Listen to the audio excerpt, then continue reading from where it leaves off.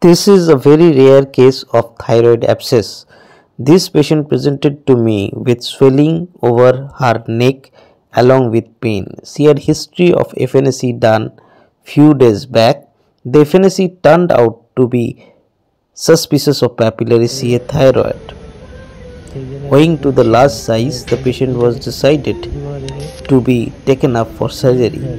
While operating, after raising the flap, as you can see in this video, I was surprised to find presence of purulent material and copious pus arising right from the swelling. Due to the presence of pus and inflammation, the ensuing surgery was very difficult, as inflammation often mars the proper anatomical plane of dissection. Here we have raised the flap and the pus has been sent for culture sensitivity. This is the view after the pus has been drained.